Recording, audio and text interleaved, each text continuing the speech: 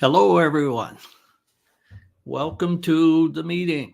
Phrasal verbs or idioms. What are better?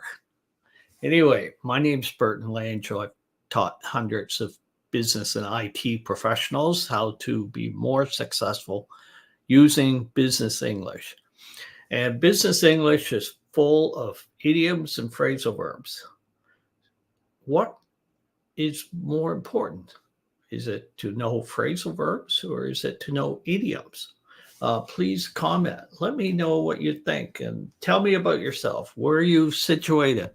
And why are you attending this little live event today? I'd love to know that. Are you concerned about phrasal verbs? Do you sometimes misunderstand them? Have they caused problems for you? Do you ever hear an idiom that you can't quite figure out by the context? And I guess, first of all, please let me know if you can hear me. That's the most important. So let's get into this, and I hope you will find it valuable. Of course, a phrasal verb has a verb and a preposition or an adverb. About town, running about town. Some would be a phrasal verb. Running about. Idioms are, like the one we all know. Think outside the box. So generally, they're kind of a metaphor, painting a picture to express maybe a complicated idea or something. It's just easier to use an idiom. And I recommend that you focus more on phrasal verbs than on idioms, because English people, natives, we use the phrasal verbs all the time. We just see them as vocabulary. They come out of our mouths without even thinking about it. And whereas idioms, if we're speaking to somebody we know who is a foreign English speaker, we're going to probably not use an idiom unless it's just something that's so common that we would just assume they know it. And if you can use idioms, if you have 5 or 6 idioms that just fit right into a common situation, a meeting or business talks, and you're working with natives, yeah, use it by all means. They will realize that you're a very advanced English speaker. It will make you sound native. They'll appreciate the depth of your language.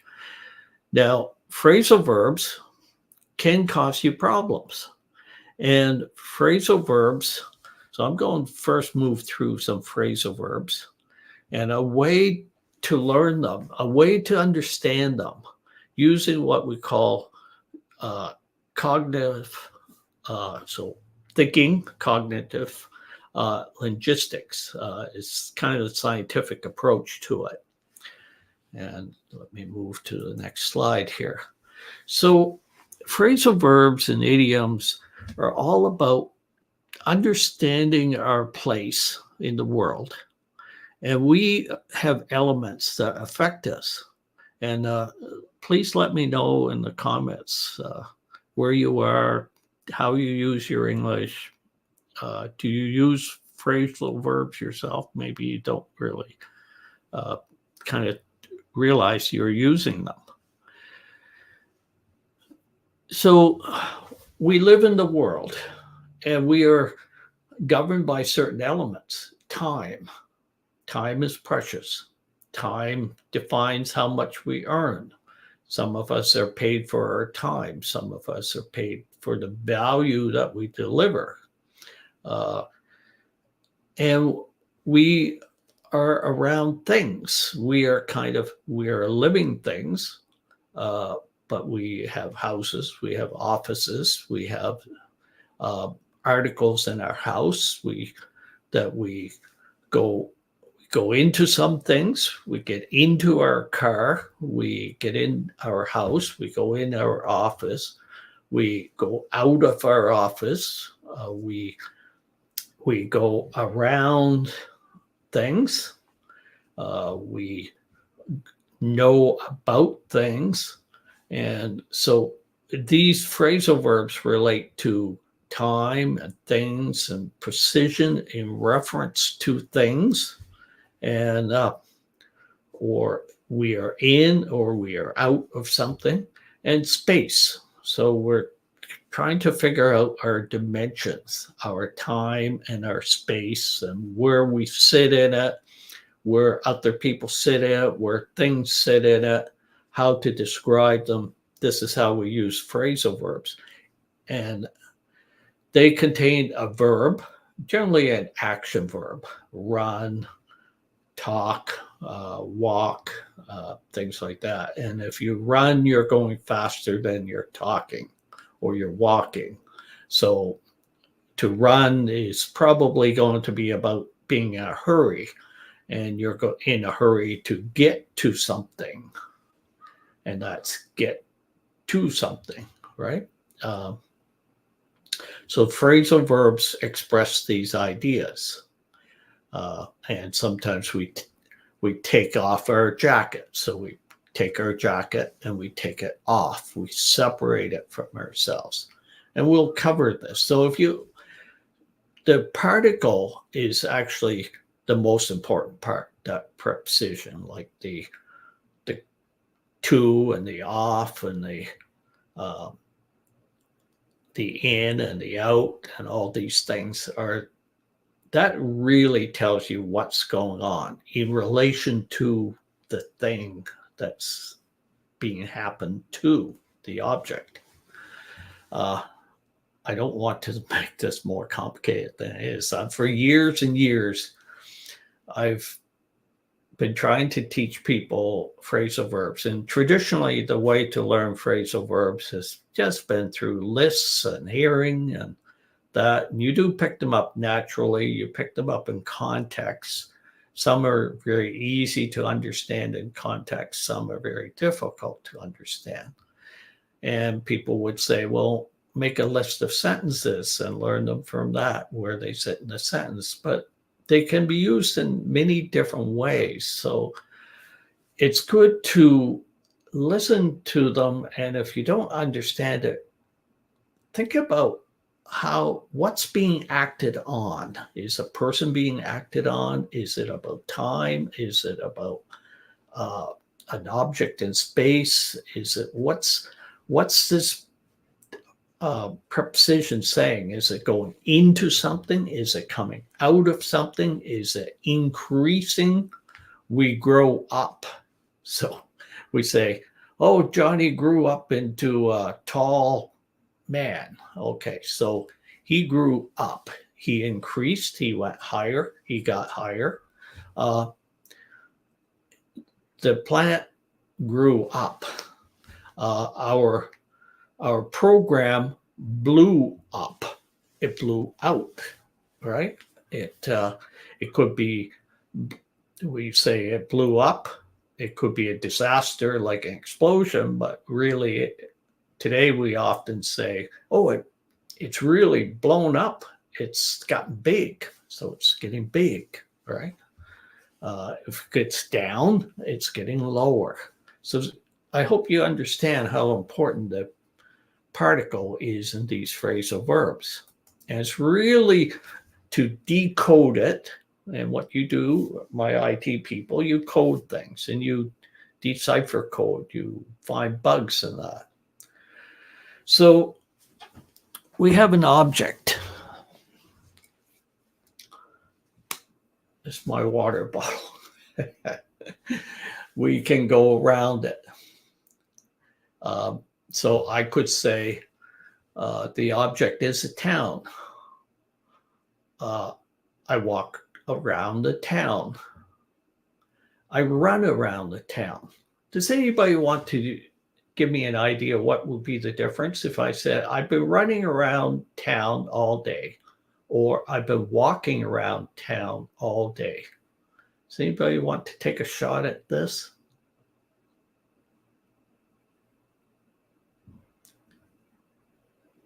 Ding, ding, ding. Okay, so run. If we run, we are moving faster. We are in a hurry. I ran out to get some groceries. I was in a rush to get some groceries. I ran out because I was late for my meeting and had to get to the office. I ran into somebody at the store. I actually ran kind of into them. So it's happening very fast. It's walkabout would be just, I took a leisurely walk about town. I walked around town. I went to see the sights and that. So I could be walking around this object. Now, I walked in. I walked into the office. So I'm not going to walk into the bottle, but I put some water in the bottle, right? I put it inside the bottle. Walked in. I took some water out of the bottle, and I put it in my glass. So I'm reducing, I'm moving it somewhere else. So it's all about moving in space and time. We say, hurry up. To hurry is to move fast, and to catch up, to increase and get someplace. Hurry up. The team has to hurry up producing the new program. So walk around. So think about this. So you're hanging around. We're going to hang around the office. We're hanging around. We are in a place, and we're close to it. We're around it. We're hanging around. We're hanging out there. We're out around that place, hanging out, outside it, hanging out. Mess around. The team's been kind of messing around with the program for a long time. So messing around, not being productive. So we're making a mess. We're messing around something, but we're not achieving anything, right? We're kind of going in circles around it. Get around. I get around. So I move myself around. Fool around. We've been kind of fooling around with this program. It's kind of messing around. People say it's kind of can be sexual too. So fooling around, is kind of a slang way. Yeah. Anyway, I won't go down that road. Stick around. So stick around. Can you stick around for the meeting? What do you think that means? Stick around. So we have the meeting. That's a place. It's an event, and so to stick to something is to attach to it, right? So can you stick around? Can you be around the meeting? So again, just thinking about that preposition really gives you a message as to what's going on. Stick around, example, etc. At. So we look at. So look at that report. Look at the report. Look up. Something would be to look and increase your knowledge, to look at, find something out. But look at, shout at. So that man looks like he's breaking into a car. Shout at him. Shout at him. So shout is to yell. Yell at him. Laugh at. I laughed at the movie. So that's directed to something. So I'm laughing at the movie. I laughed at the joke.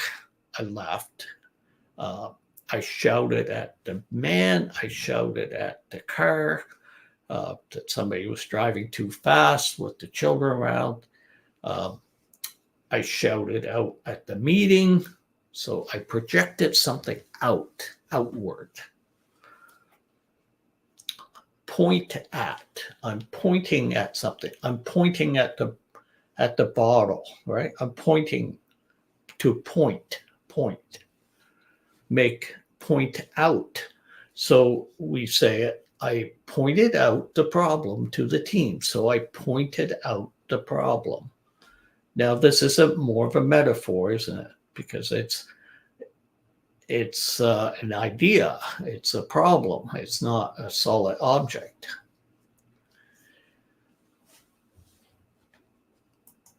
Let me know if you're getting this. I don't want to be confusing people.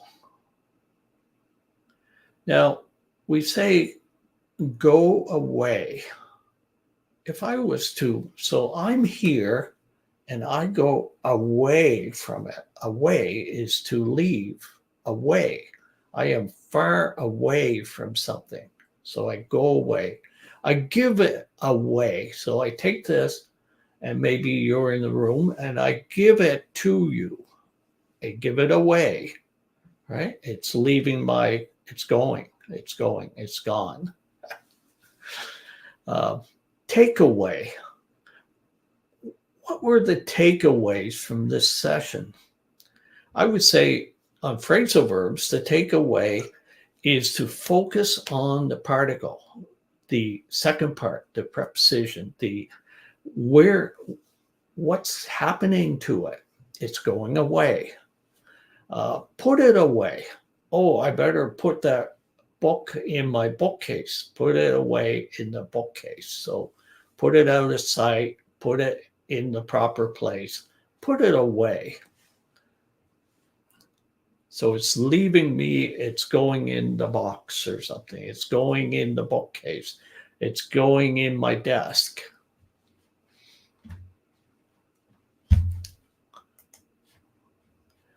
Down. Write down. So down is kind of to reduce. Put it in writing. Put it in a reduced state. So once it's in writing, we can kind of forget about it, can't we? Write it down. Did it make sense to you? Did we get it down on paper? Write it down. Calm down. Somebody's excited. They're emotional. We want to reduce. So down is reducing. It's making it smaller. Slow down. We're going too fast. You got to slow down. Put down. Put the bottle down on the table, right? Put it down. And we think up is increasing, up is getting bigger, down is getting smaller, down is disappearing, down is reducing.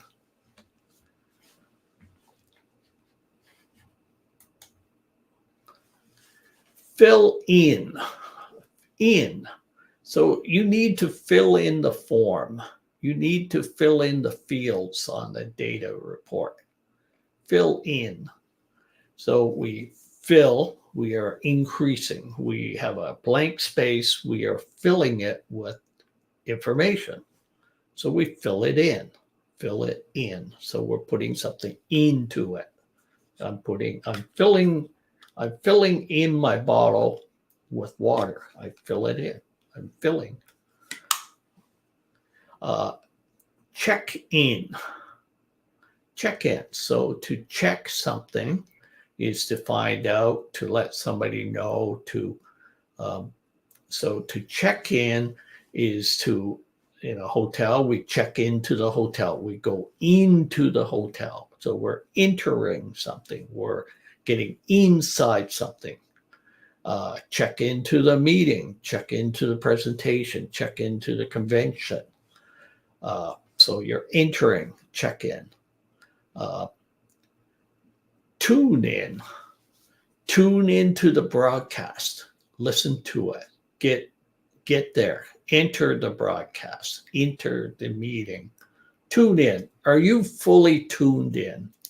We would say. So are you paying attention? Are you in the moment? Are you in the event? plug in. So I plug something into the wall, or we have a software plug-in, right? So we plug it, we put some data, we put a snippet of program into a bigger program. We plug it in. We have a plug-in to OpenAI or ChatGPT or something. We have a plug-in. So we're putting something in. So it's the in is. So do you see the verb is important. It tells us kind of what's happening to the object, but it's going into something, it's going out of something, it's going up in value, it's going down in value, or it's going up in size, or it's going down in size. So that you can decode better, I think, when you look at the preposition, which we call the particle in this for technical language. Particle, the second part of the phrasal verb. So in this case is the particle. Fill is the verb, right? It's an action verb. I fill my car. I fill in. There's an empty spot in my yard, my lawn. I have to fill it in with the earth. So in is what's happening. It's going in, it's increasing, it's inside that hole. I have a hole, I fill it in. Off. So we show off. What could that mean? He is showing off. What does that mean? So that person is showing the world something. But in this case, we use it and it's going out, showing off.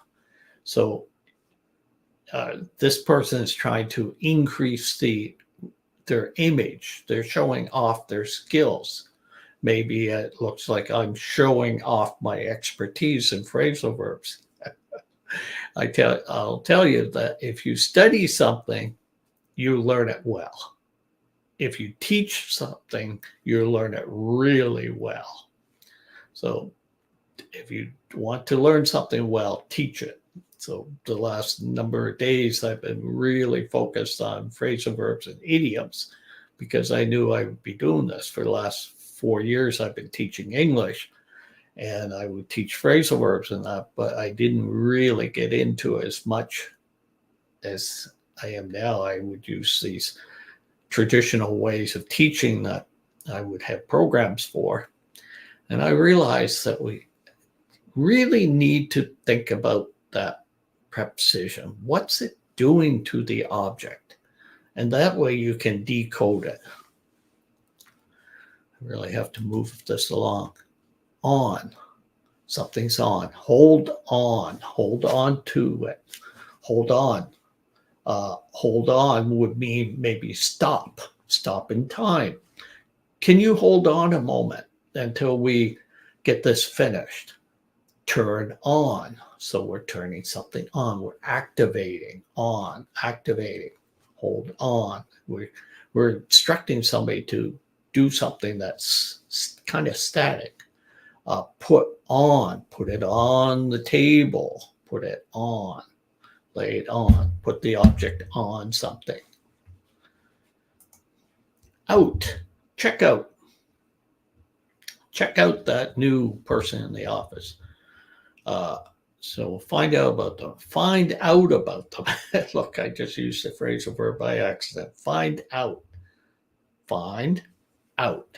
Find out information. Find out what's going on. Try out. So try out for the basketball team. So try to see if you can get on the basketball team. So it's kind of an activity. So we're extending out.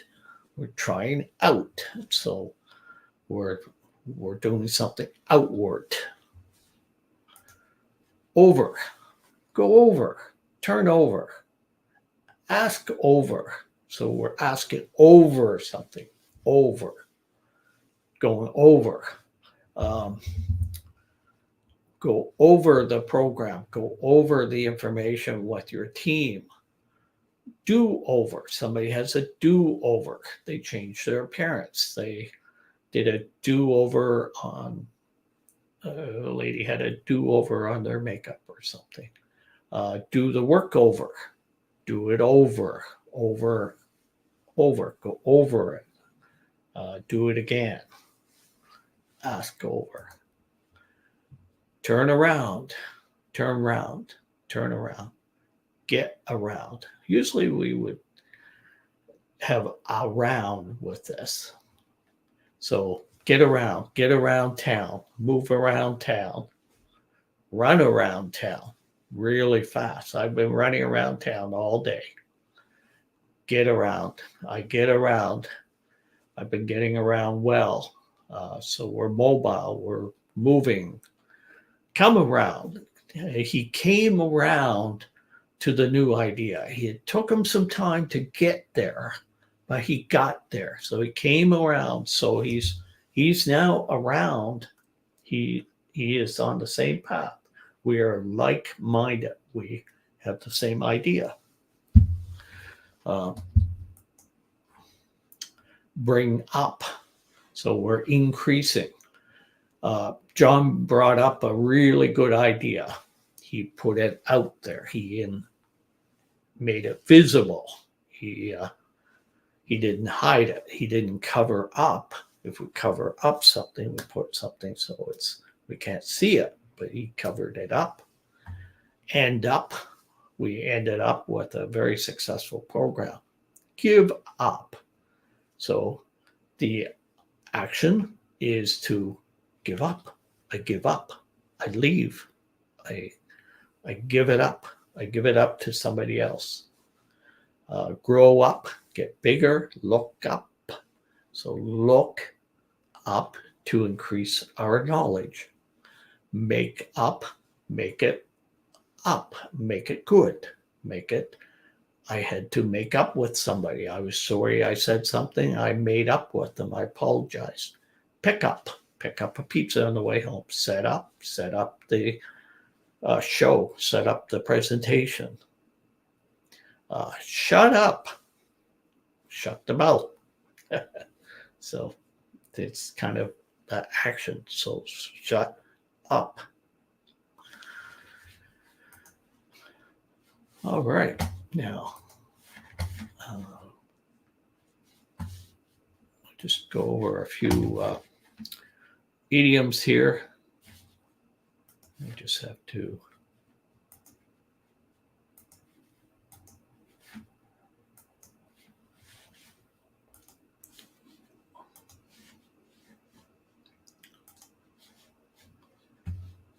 get the ball rolling.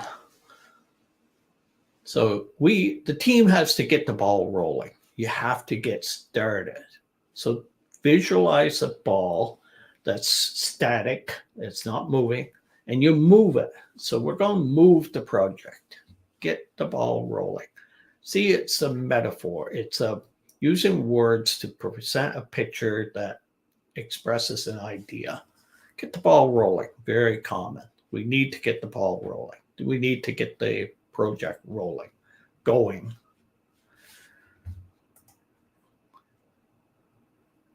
Start something. Let's get the ball rolling.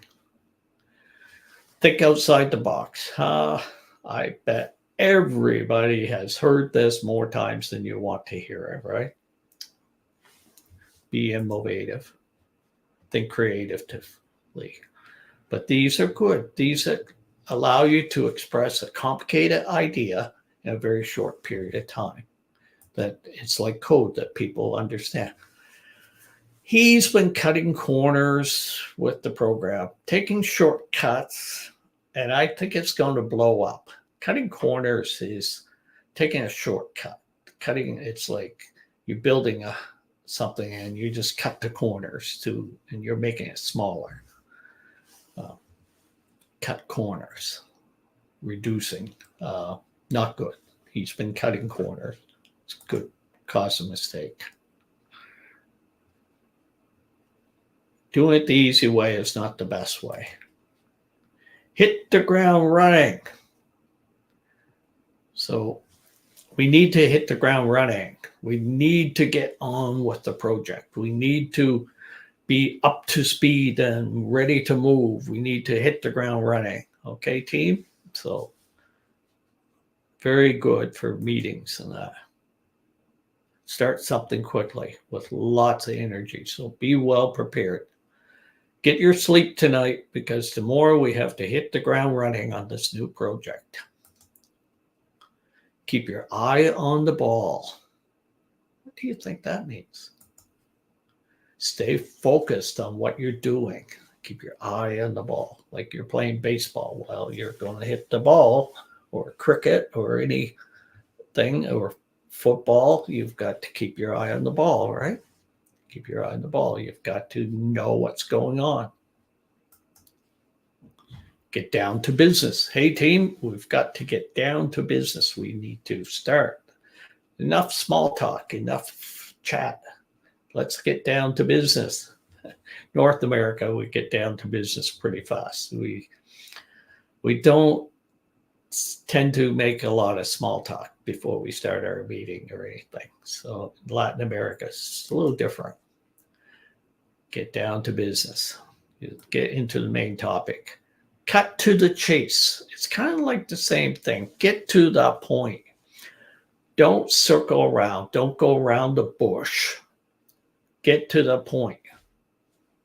Get to the chase. Cut to the chase. Put all your eggs in one basket. So if you had a bunch of eggs and you had two baskets, you would separate them and have two baskets. So if you dropped one basket, you only smash X number of eggs. So put your eggs. Now, so this means diversify, right? Spread your risk. Don't have a couple alternatives. Consider other options. Don't just focus on one thing. In your investment program, maybe you want to have a number of IT stocks. Maybe you want to have a couple mining companies. Maybe you want a utility like a power company. Maybe you want a big grocery chain as owns some stock in that. So you've diversified. You know that tech stocks could be a big winner, but maybe there's a slowdown in the tech industry. So maybe you need to go the other way. Think on your feet. React quickly. Think quickly. Make decisions. Look at the problem. Get the information. Make your decision. Be a good leader. Be proactive. Get the show on the road.